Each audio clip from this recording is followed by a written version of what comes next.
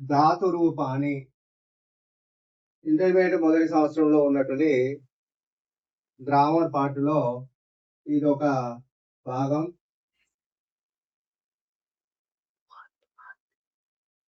అదే grammar part అంటున్నా కదా, గ్రామర్ పార్ట్లో ఇది ఒక భాగం ధాతు రూపాన్ని. ఈ ధాతు రూపాన్ని అంటే తెలుగులో క్రియాపదాలు. తెలుగులో ఏమంటారు? క్రియాపదాలు. ఈ క్రియాపదాలు అని దీన్ని తెలుగులో అంటారు. దీన్ని బ్రాకెట్ లో రాస్తున్నా, క్రియాపదాలు. ఈ క్రియాపదాలు అనేటువంటిది మన సంస్కృత భాష లోపల ఖచ్చితంగా ఏ పదం చెప్పాలన్నా, ఏ వాక్యం చెప్పాలన్నా, ఏ అర్థం చెప్పాలన్నా, ఒక వాక్యానికి అర్థము రావాలన్నా కూడా దానికి క్రియాపదాలు అనేటివి ముఖ్యమైనటువంటి భూమికను పోషిస్తాయి. ఈ క్రియాపదాలు అనేటువంటి మనకు ఎన్ని రకాలు ఉన్నాయంటే 5 రకాలు ఉన్నాయి. ఒకటి లట్ అని, ఒకటి లట్ అని. ఈ లట్ అని అంటే ఇంగ్లీష్ లో పీటీ అంటే ప్రజెంట్ టెన్స్ అని. తర్వాత రెండవది లంగ్ అని చెప్పి రెండవది ఉంది. ఈ రెండవ దాన్ని లంగ్ అనేటువంటి దాన్ని పాస్ట్ టెన్స్ అని చెప్పి ఇంగ్లీష్ లో చెప్తారు. తర్వాత మూడో రకం ఉన్నది, దాన్ని లుట్ అంటారు. లుట్ అంటే ఇది ఇంగ్లీష్ లో అయితే ఎఫ్టీ అంటే ఫ్యూచర్ టెన్స్ అని అంటారు. తర్వాత నాలుగోది దీనిని ఏమంటారు అంటే లోట్ అంటారు. లోట్ అంటే ఏమంటారు, దీన్ని పొటెన్షియల్ మోడ్ అని చెప్పి ఇంగ్లీష్ లో అంటారు. తర్వాత ఐదోది విదిలింగ్ అని ఉంటుంది. విదిలింగ్ అని అంటారు. ఈ విదిలింగ్ అని ఇంగ్లీష్ లో ఐఎం అంటే ఏంటిదంటే ఇంపరేటివ్ మోడ్ అని చెప్పి అంటారు. మరి ఈ 5 రకాలు ఉన్నాయి. ఈ 5 రకాల్లో మొదటి దాన్ని మనం ఈ రోజు చూద్దాం. ఆ మొదటి దాన్ని ఏమంటారు, లట్ అంటాం. లట్ అంటే ఏం చేయాలి, దీనికి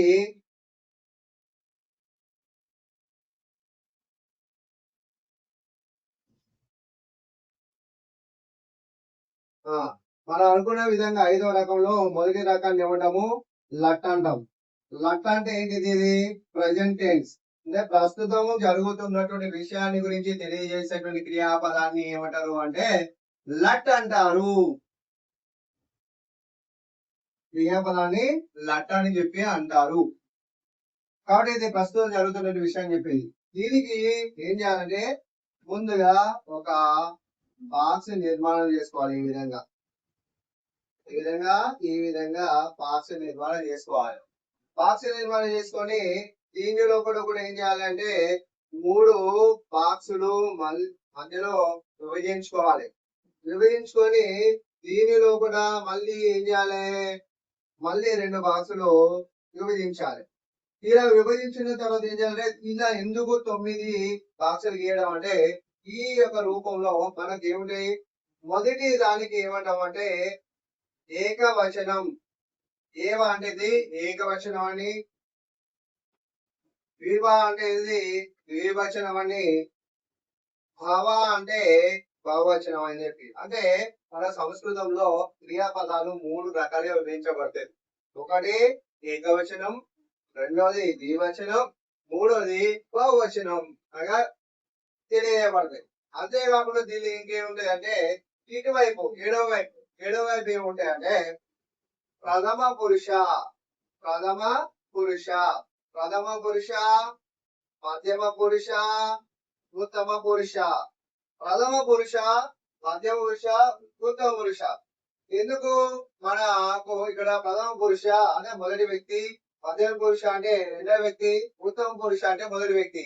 అదే ఇంగ్లీష్ లో అయితే ఏమైతుందంటే ఇక్కడ ప్రథమ పురుషుడు ఫస్ట్ పర్సన్ అని, మధ్యమ పురుషుడు సెకండ్ పర్సన్ అని, ఉత్తమ పురుషుడు థర్డ్ పర్సన్ అని ఇంగ్లీష్ లో చెప్తారు. కానీ ఇంగ్లీష్ లో ఉన్నదానికి సంస్కృతం ఉన్నదానికి తేడా ఏమిటంటే ఇక్కడేమో పైనుండి కిందికి వస్తే పైన first person, second person, third person చెప్తారు.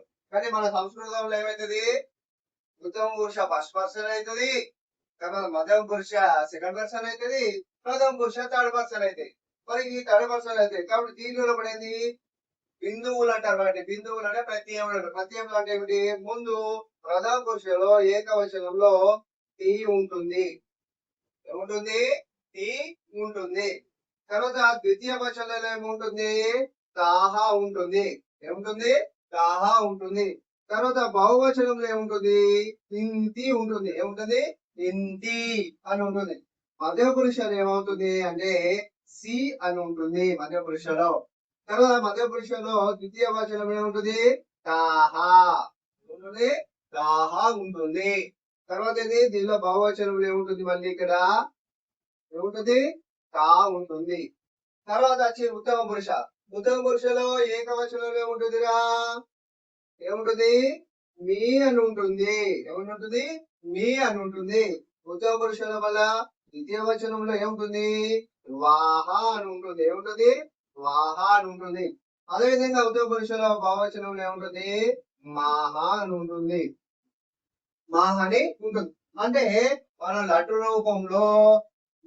రూపంలో గురించి తెలుసుకోవాలంటే ముందు మనం ఈ యొక్క మూల బిందువులను గురించి తెలుసుకోవాలి.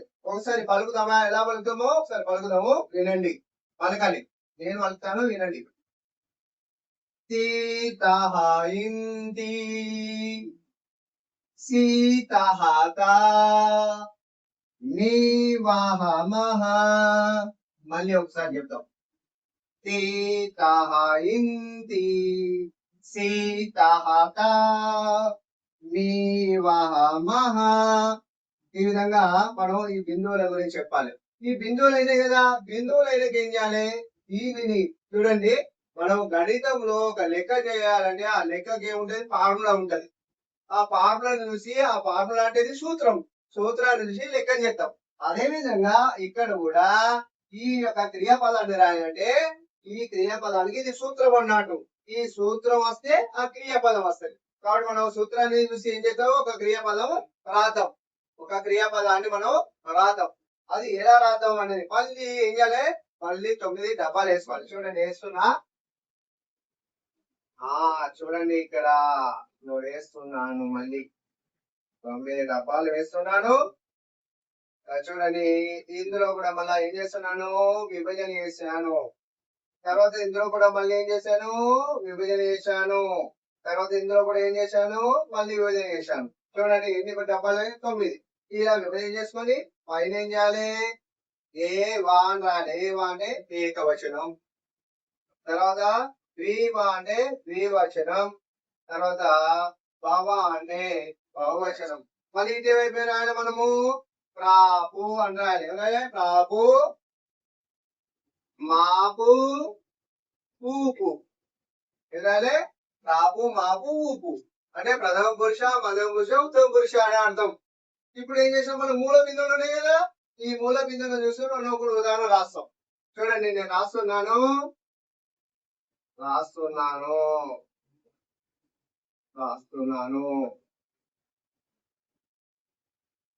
రాశాక మనం ఒకసారి దీన్ని పలుకుదామా? పలుకుదాం. చూడండి,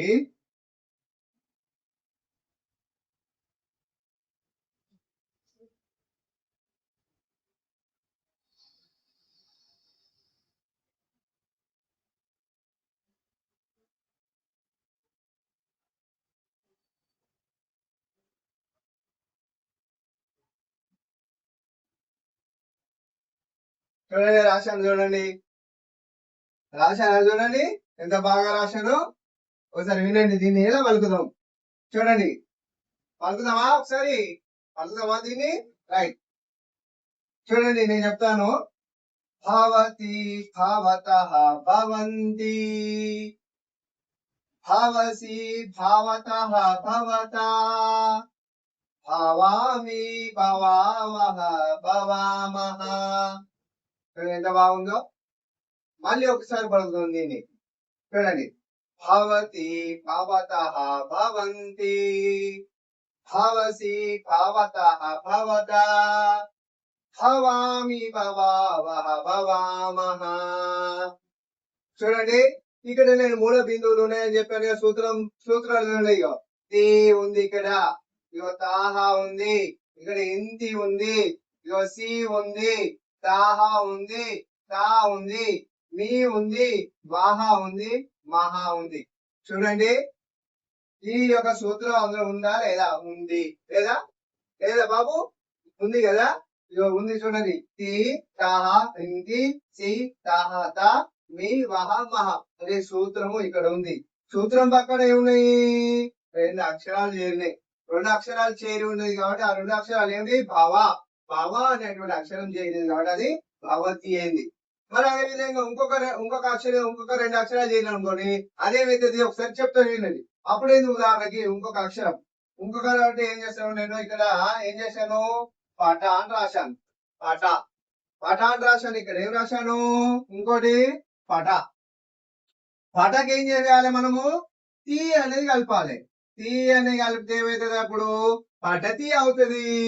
ఏమవుతుంది? అది పటతి అవుతుంది. కాబట్టి దీనిని మళ్ళీ ఈ విధంగా చదివినప్పుడు ఏమవుతుంది?